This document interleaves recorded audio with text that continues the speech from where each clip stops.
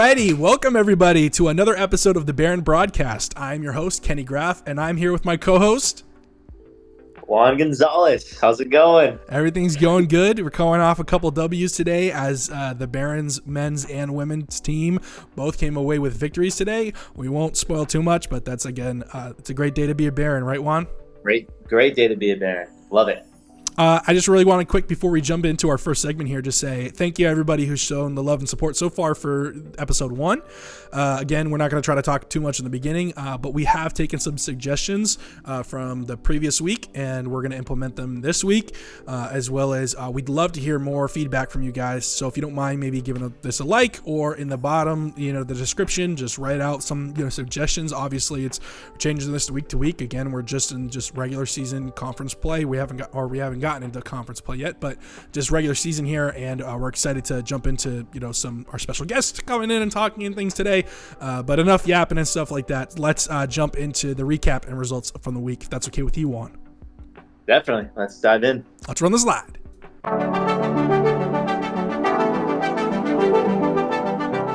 So the first game was Grove City versus Carnegie Mellon. So my prediction was Grove City winning 2-0. The end result was actually a 1-1 tie. So I'm sure that was an awesome game. And then we had the Franciscan, so us versus Mount Union. Kenny, your prediction was us winning 2-1. The end result, unfortunately, Franciscan lost 2-3 away in Alliance, Ohio. And then the third game was we played today, Franciscan versus Penn State Barons. My prediction was 2-1. Kenny, yours was 3-0. Hoping for that clean sheet. Unfortunately, we didn't get the clean sheet, but fortunately we did win. We came out with the victory, with a 3-1 victory. So no complaints, Yeah, and that's great. I think Juan, I will give us credit for this. I got the Franciscan score right, and you got the Penn State Barons score right. So I'm going to count that as a W for our recap here portion of our test. All thanks to Julian, my prediction was off with his late goal with what was it, 3 minutes left? Yeah, I don't even think it's 3 minutes. I think it was 50 seconds left. So thanks Julian. Love a Baron goal. Thanks, Julian, for ruining that for Juan's prediction. But we'll take an extra goal and some crunch time moments there, even though I guess we were already up anyways. But no, I love it. That's great. Unfortunately, again, jumping back there, Mount Union, our first L of the season. We'll jump into that actually here in a minute, jumping into our Franciscan Week in Review. But yeah, anything else you want to say about our recap and results from the week one? Anything else team-wise you want to bring up before we kind of dive into Franciscan? No, I think later on we're going to dive into more specifics of the games. But those were the 3 games this week that I really wanted to focus on in the first episode. If you wanted to go over the week in review, let's do it. Our Mount Union game. Yeah, let's do 100%. So let's run the slide for Franciscan Week in Review, and let's jump into the Mount Union game.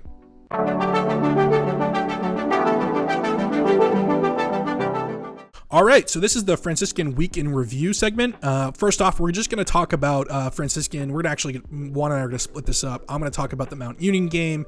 Juan's going to talk about the Penn State Baron game. But we're going to start with the Mount Union game here just for a few minutes. Just talking about, we'll start off actually with a pack comparison. What this means is basically what the other pack teams' results were from playing Mount Union. So in pack play, I guess, against Mount Union, Allegheny has played against them so far, and they lost 6-1. And Mount Union has also beaten Bethany 3-0, to put that into some perspective. And also, before I jump into our game here, I'm going to also talk about our history with them. We've played them 3 times in our career. At Franciscan, 2022, 2023, and 2024. In 2022, we tied them 3-3. 2023 was a loss 1-3, and in 2024 was a loss. We're about to talk about 2-3. And I guess we'll just jump right into the game here. One thing I noticed at the beginning was one of their defensive defenders, AJ Jabber, on Mount Union, actually got a red card the game before against Hampton Sydney. So they were down one of their better defenders during this game, which is something to take note of. Obviously, you never want to discredit your opponent.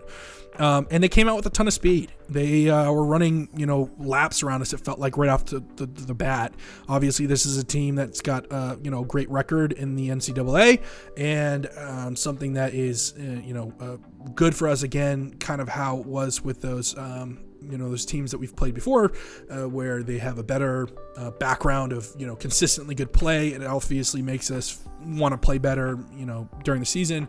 But anyways, I think one thing that we did really early as well was take really good advantage of their mistakes. For example, there was a play I remember where Julian was following a defender down the sideline where, he was on the forward side, and the defender was on the, obviously defending his goal, and it was just like on a sideline play that could have ended in an easy throw in or whatever. And Julian kind of attacked, and the guy made a mistake, the defender, and Julian took it in, passed it off to Lucas, and Lucas had a nice shot. Obviously it went to the right, but it didn't go in. But still, it was they made a mistake, and we were able to capitalize on that mistake and potentially open us up for a shot. About the 32nd minute into the game, Lucas actually scored for us to start off the game, so we went up 1-0. It was a long pass from Zach Muldoon from the back, and what had happened is the defender tried to head the ball back to the keeper. Lucas intercepted the ball and then dribbled around the keeper and was able to put it right in a nice spot in the back of the net. So that was fantastic to start off the game, really strong. It didn't feel like we had advantage during that game to start. It felt like it was a very, Mount Union side. I mean, they were very good on the dribble in the passing game, but right after that goal, unfortunately, it was back-to-back goals in Mount Union within 20-something seconds. It was something crazy. They just turned it up. They went up 2-1 over us. One was off a PK, which it was, in my opinion, obviously, from watching from my television, I don't have a better view than the ref. I'd like to think I do, but it looked like a kind of a fake dive. The guy was already tripping over himself, fell. The ref gave a PK. Obviously, they scored that, and then 20 seconds later, it was just a breakaway goal, and they scored. And then in the third goal from them came in the 64th minute. Mount Union went up 3-1 over us. And it was just like an out of position, out of place, goal. They got it in the box. They kind of passed it off, and it was just a perfect shot in the bottom corner.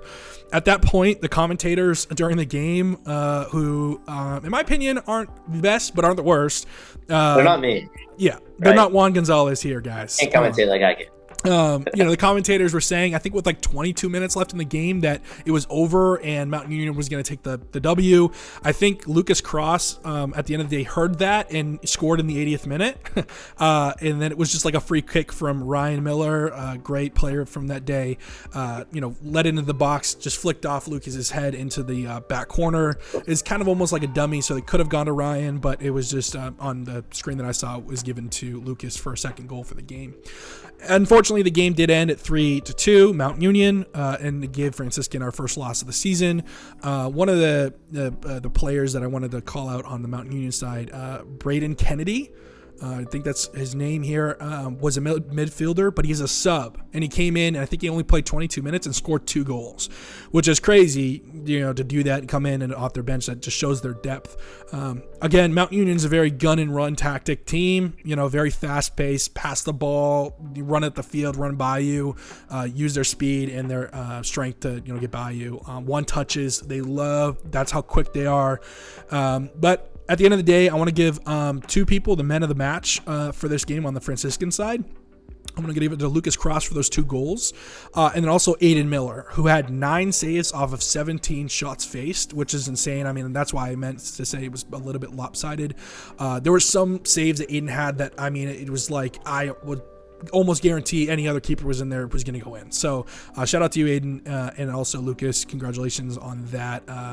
Victory side of it obviously was an L, but you have to look at the positives and see what you can move forward with. So Juan, why don't you take from here and maybe talk about the Penn State Barron game that happened today? Yeah, definitely. So first, I want to do some comparisons.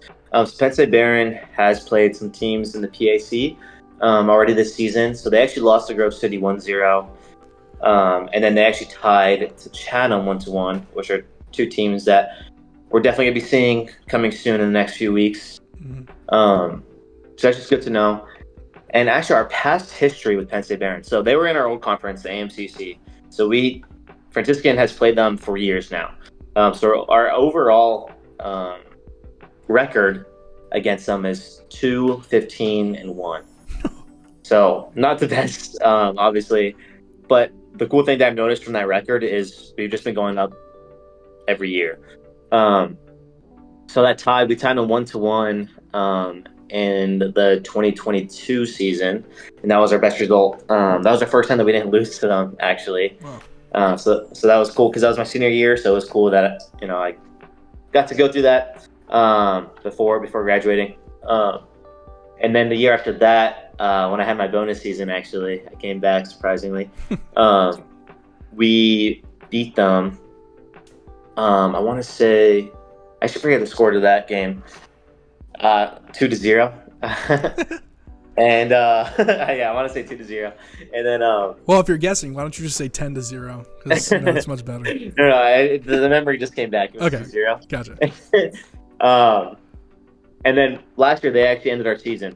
So we played them twice. We played them in the regular season, and then they ended our season in the ECAC tournament. We lost 1-0. So obviously a little upsetting, but it's just cool to see how over the years we've only been doing better. And then obviously today we played them at home, ended with a victory, 3-1 victory, which is awesome. And then just some things from the game, just watching it. I would say, I would give one of my man of the matches to Anthony Venditti, who just had really good foot skills all throughout the game today, some good passes as well. Was really dominant in the midfield. And then Penn State Barron also, they had a lot of corner kicks, which, being a previous player, I know Coach Brent hates giving up corner kicks, so I don't want to know what the halftime speech was there. But there were a lot of corner kicks given. Fortunately, they didn't really do very well off of them, but they did have those low cross corner kicks that gave them really great looks, which is not good if you're a Baron, but I think at the end of the day we did well with them. Ryan Miller would probably be my other man of the match, which is the defense he played today. Colby Rice actually wasn't able to play in the second half with just rib injuries, and so Ryan Miller actually kind of filled in for him in the back line, center back. So usually he's a CDM, so filling in, just did a great job. It was actually funny. Him and his brother Aiden and Nat had a lot of connections, worked together. So it was really cool to see like the depth that we have and how we can change things last minute. I'm sure Colby wasn't planning on having any like problems with his ribs, so that's good. And then, yeah, I mean, like I said earlier, we've played Barron a few times. What I remember, they've always been a very strong and aggressive and then super fast team as well. There's usually a few cards, usually a lot of health called, which is definitely the case for today's match. But I think the Barons kept their head high, kept their chins up. Even though they're getting pushed over all the time, I think they did a good job of just kind of kept the ball rolling, which is really good. I think we did a really good job too with just kind of passing down the middle with our low pass drive. I think that gave us a lot of good opportunities on net, like with our attacking. So those are some of the main things from today's match against Barron. It was really fun to watch. I think that game could have easily been a draw, 1-1. I think we just kind of, the Barons kept their head up, didn't want to give up, and that's kind of how we came out with 2 extra goals. Yeah. So I was going to say I love that, and it also could have gone the other way. I feel like there's a couple times that we could have definitely either made a better pass or found a different man that was maybe running up the line. Even I think during the broadcast, I think you or the commentator that was with you, I don't know who that was today, but said something like, "Oh, like that. There's somebody making a run up the line, like, and it was open, you could see it, but maybe the person wasn't looking there." So there's a lot of things that we can still fix and change, which is also very, I would say, in my opinion, very exciting to see, because something might happen later down the line where that could be the right play made, and more goals could be scored, and this could be, we could be talking about a 4-5-0 victory. You never know. So with that being said, another thing actually was I honestly do think Mount Union and Penn State Barron are very similar teams especially when it comes to their speed. They're both very fast. Honestly, like, I wish I could say that the same about the Barons, but I do think those teams are a little bit faster when it comes to like passing and movement off the ball, which is obviously something I know we're working on. But so in a way, obviously we always hate a loss for the Barons, but I think in a way, us losing the Mount Union just a few days on Wednesday, playing Barron today on Saturday, I think it almost helped us, because I do think that if we came out with a draw or a win against Mount Union, I think we could have gone into this, to this weekend game and not played as well. So I think Mount Union was a good match for us to prepare for this Penn State Barron game, which I know, obviously, with them ending our season last year, I think us as the Barons wanted to win against Barron more than Mount Union. So, there's good and bad with everything in games. Yeah, I think that's something. That's a perfect kind of breakdown of what I'm thinking in my own head, as well as I would say, like, just don't make mistakes against the Barons, because definitely on both those games today and Mount Union's game, it was like the mistakes led to us scoring goals. So I mean, if you're watching from another team and you can take one piece of advice, don't mess up. Don't make bad passes, because the Barons will make up and score goals on you. Just saying. With that being said, I'm just gonna roll the clip. Let's see who our special guest is for this episode. Roll.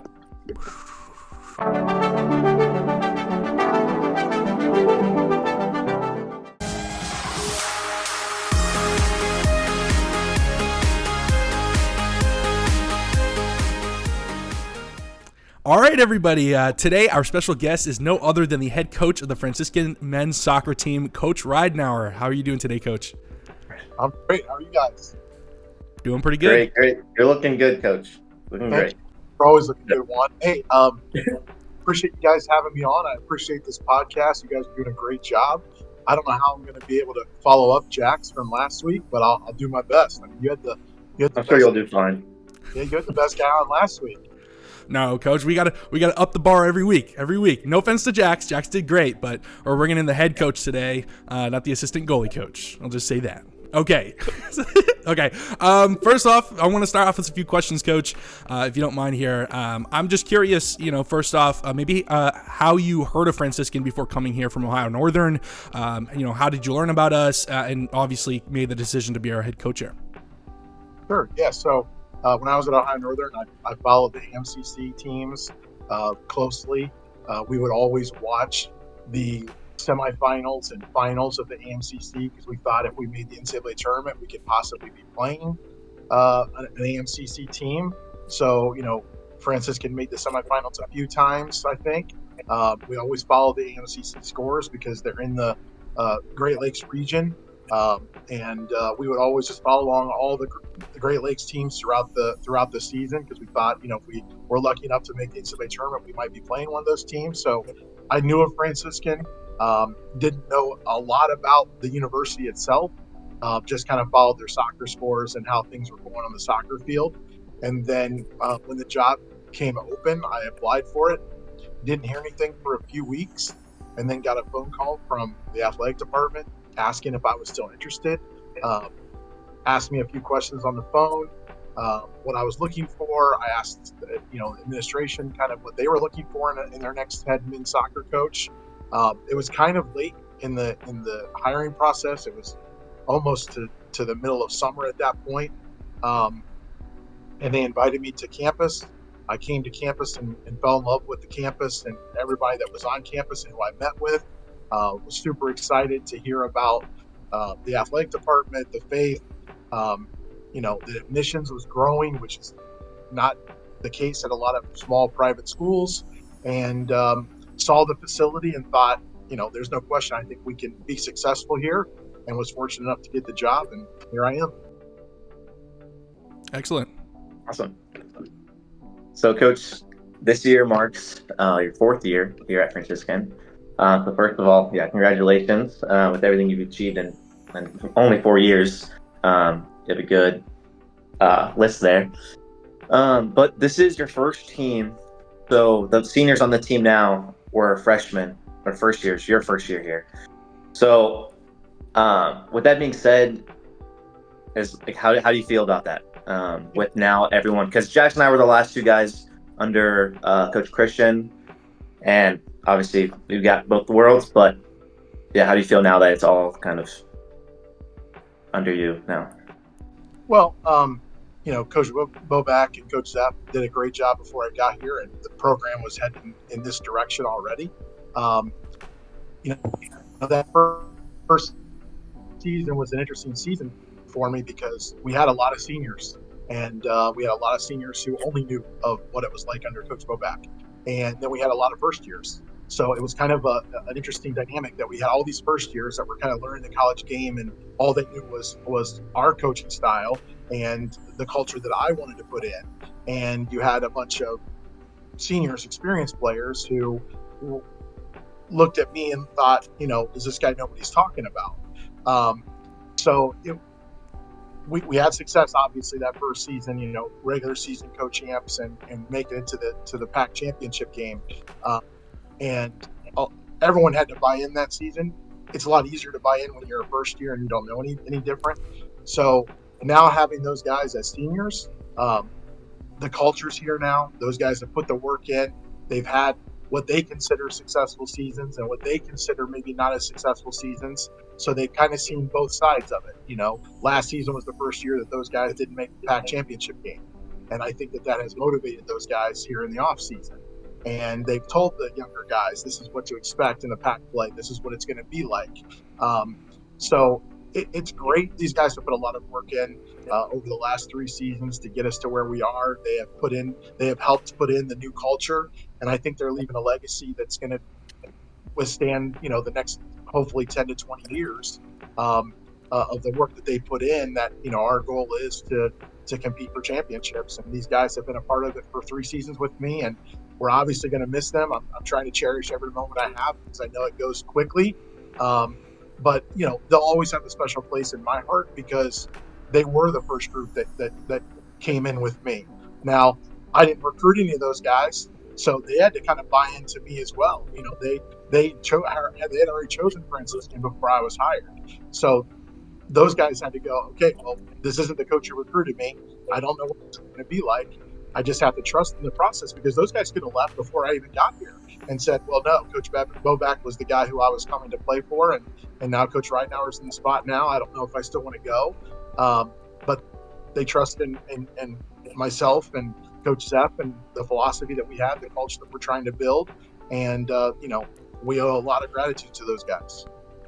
I love that. Definitely. I think one of the things I wanted to jump in here and say was, it's interesting to see, that flip. A lot of these players, like you said, had been with other coaches before, not up until this year, obviously, but it's interesting to see that they've bought in so much of the culture that you had 2 of the guys that were on your, you coached now on your staff with Jax and Nick Miller, which isn't fantastic to say. And it's an accomplishment in that sense to show, like, not only you're sticking with this program, but it sticks with you past when you leave the program as well. I mean, you still have people calling in, for myself as, one of the managers, still doing this. I mean, it's something to be proud of, and, it's awesome to see. So I want to move over here to, this week, PAC play starts, right? So this week on Tuesday, we start PAC play. Not only do we start PAC play, but we're actually the first game and only game on Tuesday to kick off with the conference play. We play St. Vincent at home, 7 p.m. Eastern. And after looking at our past history with St. Vincent, who since we've joined the PAC, consistently have finished kind of at the bottom of the pack. I guess my question for you, Coach, is under your guidance at Franciscan, Franciscan has been undefeated against St. Vincent. how do you keep the players and staff focused on, winning and not letting games that may seem like not the most challenging games from becoming, upsets and losses for the team? Well, first of all, I had no idea about that stat until you just said that. So I have no idea who we're undefeated against or who we've ever before. None of that matters to me at all. And I hope that rubs off on the guys as well. So I guess the answer to your question is those St. Vincent teams that we beat, they're not the team we're playing on Tuesday. And the teams that we beat them with, they're not showing up on Tuesday either, One isn't going to be there on Tuesday night in uniform. So it's a different team for us. It's a different team for them. It's a whole new season. We're 0-0. They're 0-0. They don't care what happened last season. We don't care what happened last season. This is a whole new game for us. So we have to get the guys focused on that. Regardless of what their non-conference record is or was, it's not going to matter on Tuesday night, just like us. We had a great game yesterday, beat Barron 3-1 at home. Great win for us. Very difficult program to play against. But on Tuesday night, it's not going to matter. It's not going to matter if we won or lost or tied yesterday. All it's going to matter is how we play on Tuesday. So it's all about focusing on us, getting better every day. And it is a new season. And what we have to convince the guys of is that every pack game is important to every pack team. We have to take every game like it's the pack championship game. And if we don't, we're going to give up points. We're going to lose a game. We're going to tie a game if we don't focus on the next task at hand, which is St. Vincent. And St. Vincent has big goals this season also. I'm sure they have goals of making the conference tournament, getting a high seed, making it to the championship game, winning a conference championship. They should. It's a great program with great coaches. So we have to be ready to go on Tuesday night because it's the biggest game of our season because it's the next one. Love it. Anything else, Juan, you have here for Coach while we still have him? Yeah, no, I mean, I think tomorrow at practice, I just remember as a player, once conference season came, like something kind of clicked. Like everyone, obviously you guys had really good non-conference games, especially good match against Kenyon. But I think something with the culture on the team too is like everyone takes conference play so much more seriously. Even though there's maybe not as good as teams as we play in non-conference games, I just remember something clicked, which is really exciting. So I'm sure, tomorrow practice, I think everyone is going to be all gas, no breaks. So I'm really excited to see how the team does. But no, there's no question we've had a great non-conference schedule. I mean, it's hopefully prepared for the pack play. And I do think we had probably one of the toughest, if not the toughest schedules in pack play this non-conference season. But the pack is just so good from top to bottom that every team is close. Like there are just no games where you can look and go, okay, well, we're going to win this one going away. I just don't think that happens. I mean, last season we had teams that finished at the bottom of the pack, beating and tying teams that made the championship game. And that's just how the pack is. There are a lot of conferences out there where you've got you've got 3 or 4 teams at the top and 3 or 4 teams at the bottom, and a couple games are 7-8-0 games. That just hasn't been the pack the last couple seasons. Those teams that were typically a few years ago losing 5-6 goals a game, they're now battling for ties and upsets and winning games by 1 against teams that maybe a couple of years ago they wouldn't have. So it's a testament to the coaches in our conference. We have a lot of veteran coaches in this conference, lots of veteran coaches. There's several coaches that have been coaching Division III soccer or college soccer for over 20 years. We also have a great group of young coaches in the conference now also that are trying to put their stamp on their program for the first time ever. And I was there at one time as well. And I was at a school that had finished at the bottom of our conference for many, many seasons also. So I know that you can turn a program around in a year or 2. I know it can be done. So the past and looking at the past results means nothing anymore in the pack. Like every team is competitive in the pack. And, we're going to be a 12-team conference. We're adding Hiram in 2025. We're going to be a 12-team conference. And only 50% of our teams are going to even make our conference tournament. So, there's going to be some really good teams not making the conference tournament in the future. So, we have to be ready to go. I'm going to tell the guys on Monday, this is a new season for us. We're 0-0. Nothing else matters other than we got to try to get 3 points on Tuesday against a tough St. Vincent team.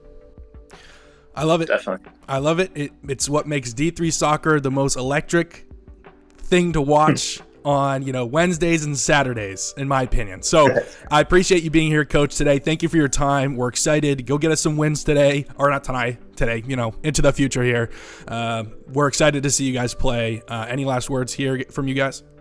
I just appreciate you guys. Everything you're doing is awesome. I love this. It's a great idea. I can't wait to see where this goes. I can't wait to see some players on here in the future and keep up the good work, you guys. Don't spoil too much, Coach. Don't spoil it. I hope to see maybe see you back in the future. Maybe. All right. I'll take that. I'll take you up on that. Our people will talk to your people. Thanks, Coach. Appreciate your time. All right, Coach. Thank you.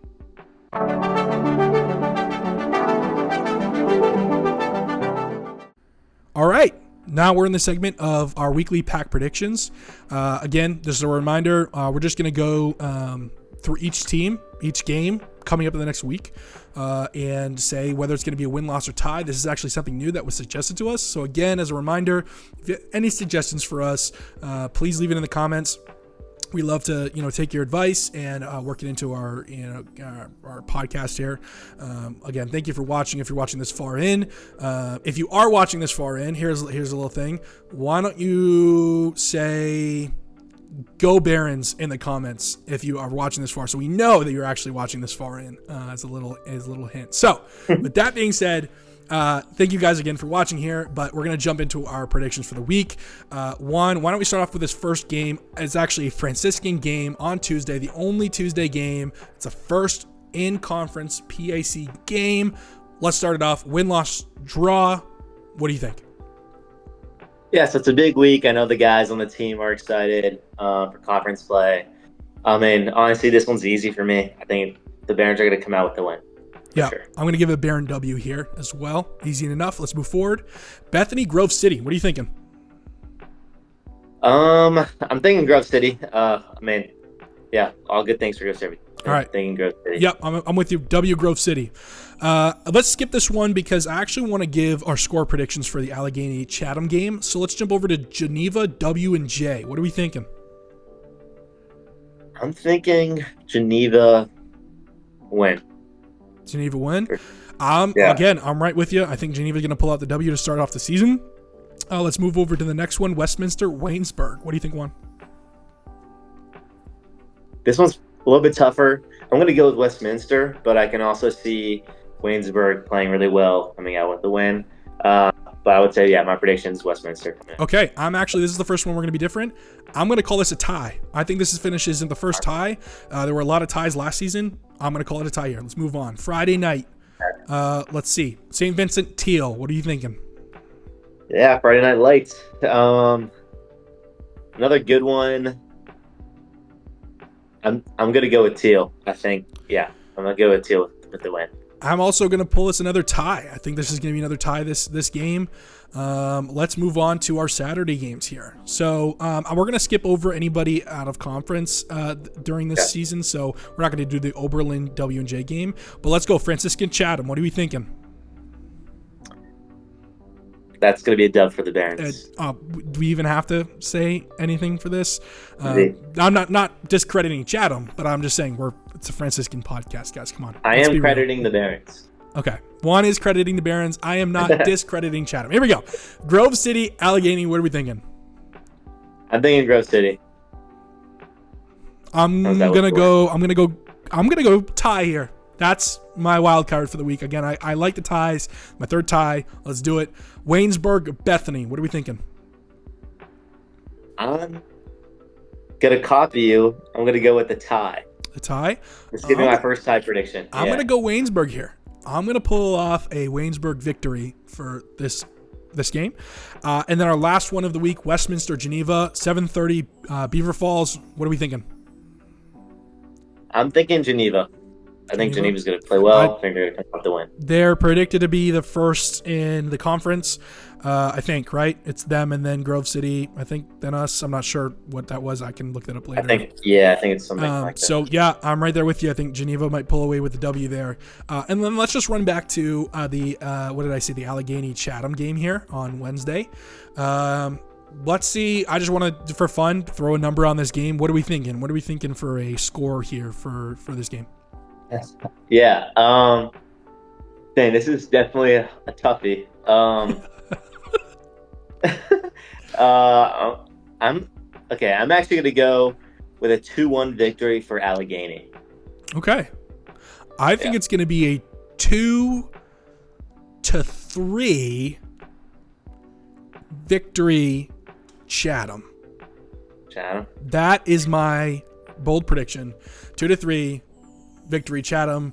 And with that being said, I don't think there's anything else really to talk about with these predictions. We'll get into the results next week. But as for now, again, thank you everybody for watching. Juan, is there anything else you want to say before we cut to the outro slide?